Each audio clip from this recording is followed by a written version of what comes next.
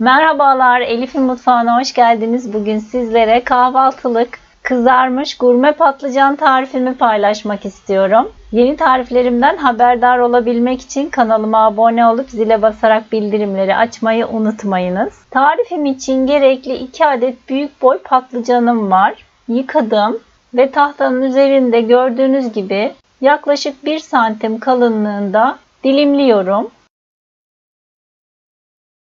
Patlıcanlarımı dilimledikten sonra tuzlu suyun içerisine ekliyorum. Yaklaşık bir 20 dakika kadar acısını suya salması için bekliyorum. Üzerine bir tabak kapatarak. Daha sonra süzgece aldım ve yıkadım patlıcanları. Bakın tahtanın üzerinde tatlı kaşığıyla ortasını oyuyorum. Bu şekilde bütün patlıcanlarımın içini oydum. Ve daha sonra patlıcanların içinden çıkan parçaları minik minik doğruyorum tahtanın üzerinde.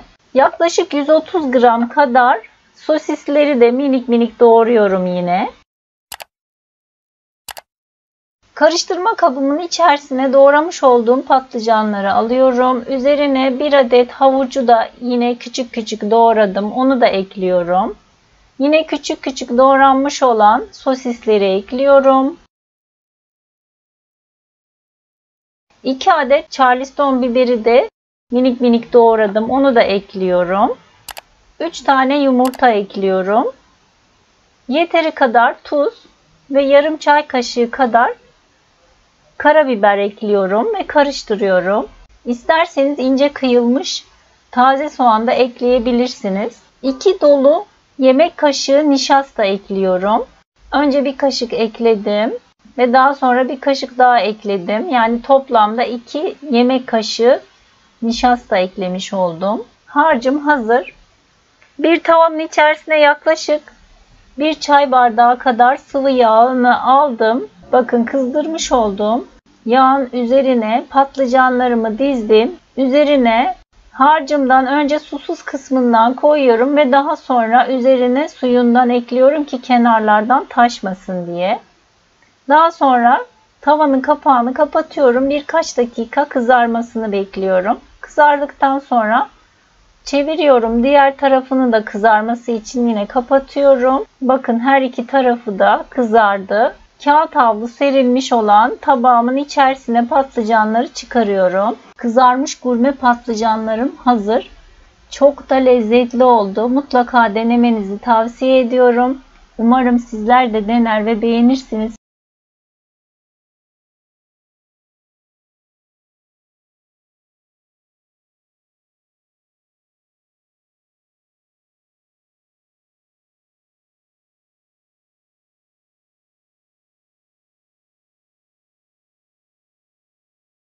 Çok kolay bir şekilde hazırlayabileceğiniz, sadece kahvaltılarınız için değil her öğünde sofranıza çok yakışacak peynirli patates topları tarifimi paylaşmak istiyorum. Peynirli patates toplarım için 5 adet orta boy patatesi yıkadım. Üzerine geçecek kadar su ekleyip patateslerimi haşlıyorum ve daha sonra kabuklarını soyup patates ezeceği ile iyicene eziyorum. Daha sonra üzerine yaklaşık 1 tatlı kaşığı kadar tuz ekliyorum. 2 tepeleme yemek kaşığı nişasta ekliyorum ve iyicene karıştırıyorum. Yani yoğuruyorum diyebiliriz. Koyu bir kıvam alması gerekli. Bakın bu kıvamı alana dek nişasta ekleyebilirsiniz. Telli peyniri rondodan geçirdim. Üstünden bir peynir kullanmanız gerekli. Kaşar peyniri de olabilir. Yaklaşık ceviz büyüklüğünde parçalar kopartıp elimle bastırıyorum. İçine sığacak kadar bir dolu tatlı kaşığı peynir ekliyorum ve güzelce kapatıyorum. Bakın bu şekilde.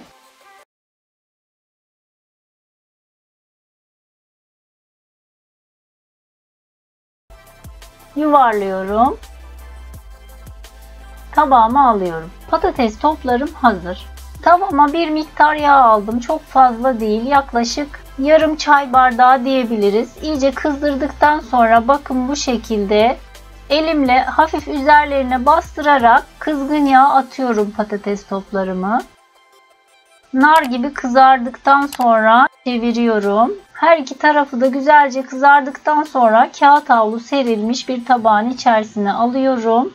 Şu an çok sıcak olduğu için bakın eşim peçeteyle tutarak size gösteriyor. Çok lezzetli oluyor. Mutlaka denemenizi tavsiye ediyorum. Hem çok pratik hem de çok lezzetli. Umarım sizler de dener ve beğenirsiniz.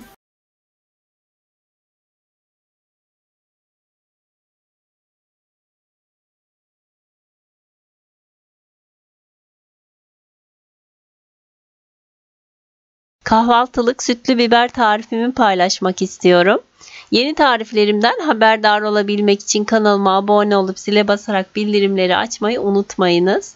250 gram sivri biberi yıkadım. Sap kısımlarını kesiyorum. İç tohumlarını temizleyip 2'ye veya 3'e bölüyorum. Uzun uzun doğruyorum bu şekilde. Acı biber seviyorsanız acı biber de kullanabilirsiniz. Çok daha güzel olacaktır. Tüm biberlerimi hazırladım. Bir tavanın içerisine 4 yemek kaşığı sıvı yağını alıyorum. Üzerine biberleri ekliyorum ve güzelce kavuruyorum. İyice kızarana dek ara ara karıştırarak kavuruyorum. Bakın biberler güzelce kızardı. Üzerine 2 yemek kaşığı un serpiştiriyorum. Kaşık fazla tepeleme olmasın. Bakın bu şekilde hafif dolu olacak şekilde. Unu da iyicene kavuruyorum. Un kokusu gidene dek kavurmalısınız. Üzerine yaklaşık 1 tatlı kaşığı kadar tuz ekliyorum. Kavurmaya devam ediyorum unumu. Un hafifçe sarardı. İyice kavruldu. Üzerine 2 su bardağı süt ekleyeceğim ama yavaş yavaş ekliyorum. Bir anda dökmüyorum. Karıştırarak topaklığının gitmesini sağlıyorum. Sürekli karıştırarak kaynamaya başladıktan sonra yaklaşık 2 dakika kadar kısık ateşte pişiriyorum ve ocaktan alıyorum. Bakın kıvamını da görüyorsunuz. Sıcak sıcak servis tabağına alıyorum. 1 yemek kaşığı tereyağı veya margarini eritip üzerine 1 tatlı kaşığı kadar toz biber ekledim. Onu da üzerine gezdiriyorum. Kahvaltılık sütlü biberim hazır. Sıcak sıcak servis ediyorum.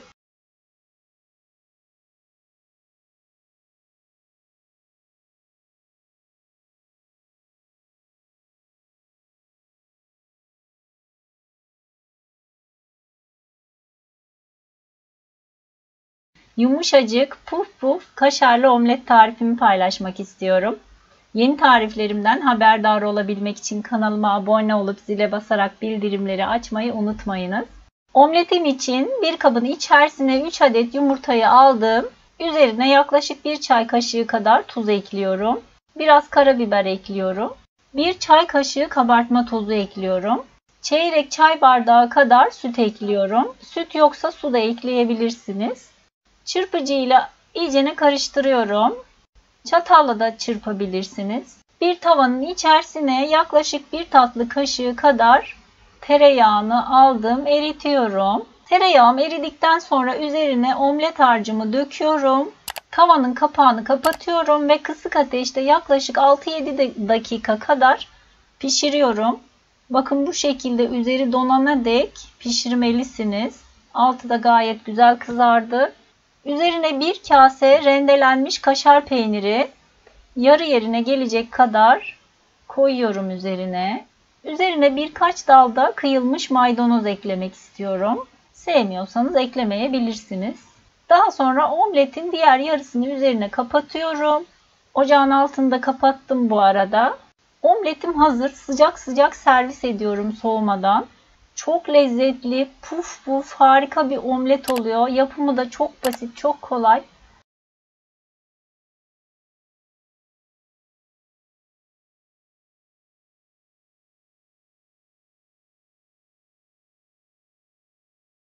Peynirli, cevizli kahvaltılık ezme tarifimi paylaşmak istiyorum. Yeni tariflerimden haberdar olabilmek için kanalıma abone olup zile basarak bildirimleri açmayı unutmayınız. Rondonun içerisine 3 diş sarımsağı alıyorum. Üzerine 1 kase dolusu ceviz ekliyorum ve iri kalacak şekilde çekiyorum rondodan.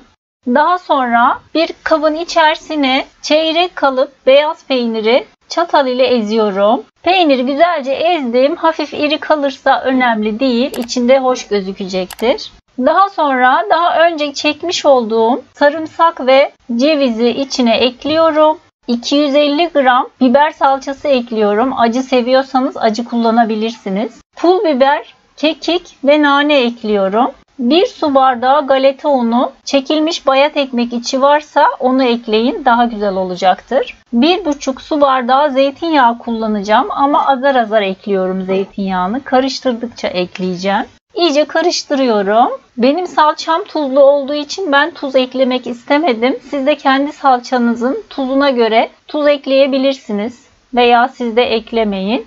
Diğer yarım bardak zeytinyağını da ekliyorum. Bu ezmeye bol zeytinyağı yakışıyor. Güzelce karıştırdım. Bakın bu şekilde bir hafta kadar kapaklı bir kabın içerisinde buzdolabında saklayabilirsiniz. Servis tabağıma aldım.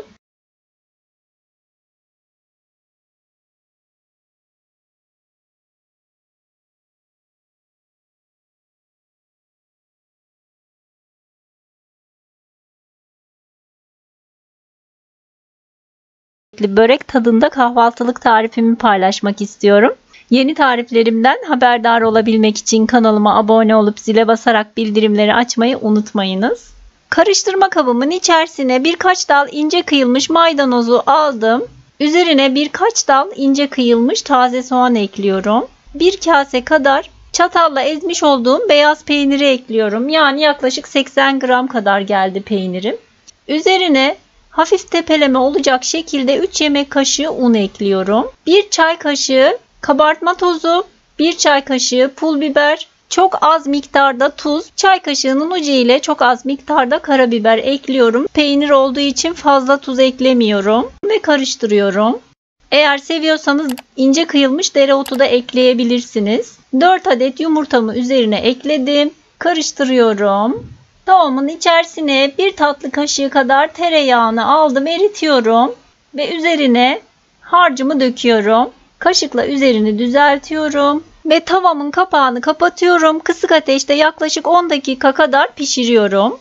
Bakın 10 dakikanın sonunda üzeri dondu, elime yapışmıyor. Yine üzerine 1 tatlı kaşığı kadar tereyağı spatula ile sürüyorum üzerine ve omletimi çeviriyorum. Tekrar tavamın kapağını kapatıyorum. Bir 10 dakika kadar da kısık ateşte diğer yüzünü pişene dek tutuyorum. Bakın her iki tarafı da kızardı. Servis tabağıma alıyorum ve sıcak sıcak servis ediyorum.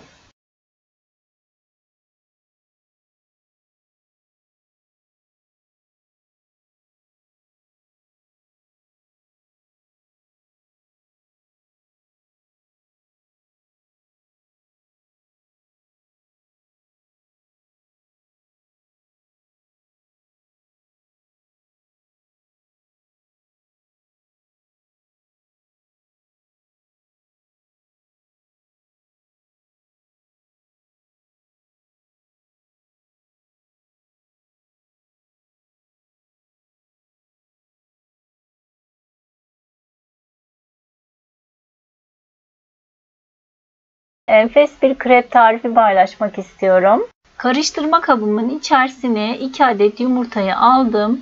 Üzerine 1 su bardağı sulucana yoğurdumu ekliyorum.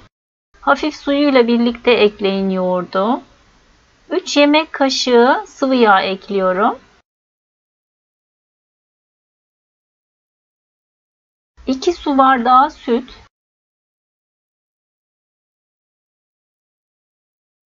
1 silme tatlı kaşığı tuz ekliyorum ve biraz çırpıyorum.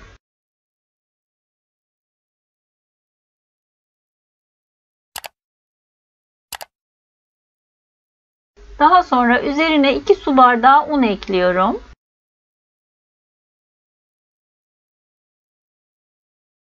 Bir paket kabartma tozu ekleyip tekrar çırpmaya devam ediyorum.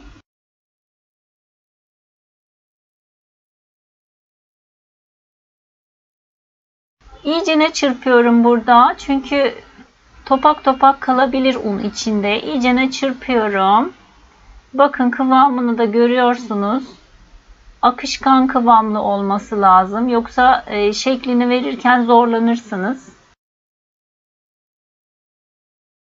Daha sonra tavamı ocağın üzerine aldım.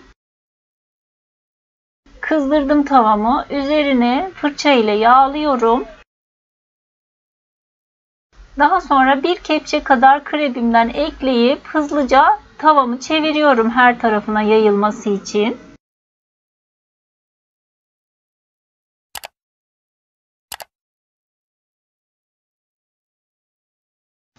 Üzerine biraz daha sıvı yağ sürüyorum. Ve spatula ile çeviriyorum.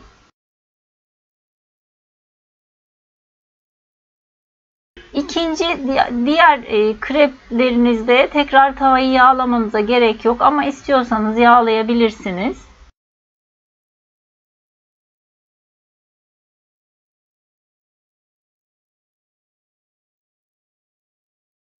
Her defasında üzerine birazcık sıvı yağ sürüyorum.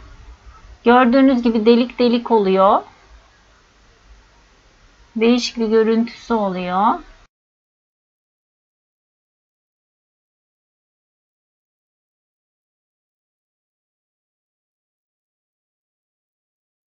Bakın gördüğünüz gibi enfes kreplerim servis için hazır.